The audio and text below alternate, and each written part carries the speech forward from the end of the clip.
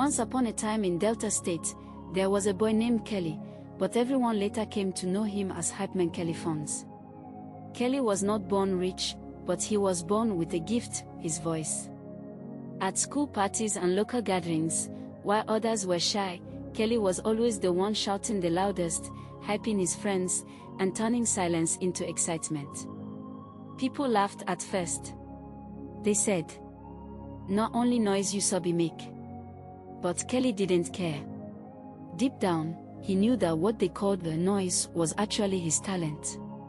At 18, he started going to small street shows and clubs, begging DJs to give him just 5 minutes on the mic. Most nights, they ignored him. But one night, a DJ gave him a chance.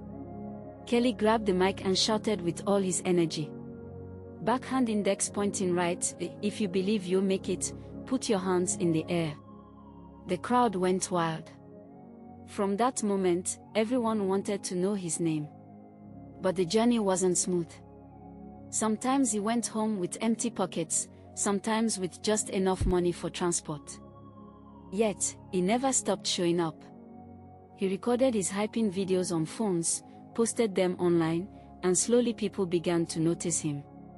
One day, a popular artist in the city saw his clip on Instagram and invited him to hype at a big concert. That night, when Kelly screamed into the mic, thousands of people jumped, danced, and chanted along. It was the biggest moment of his life. From there, his name grew. He branded himself as Hypeman Kelly Fonz because he believed his hype would one day bring him wealth and success. Soon, he was traveling to Lagos, Abuja, and even outside Nigeria, performing at shows, concerts, and festivals. Years later, the same people who once mocked him now shout his name with respect. Kelly used his voice, his energy, and his consistency to build an empire.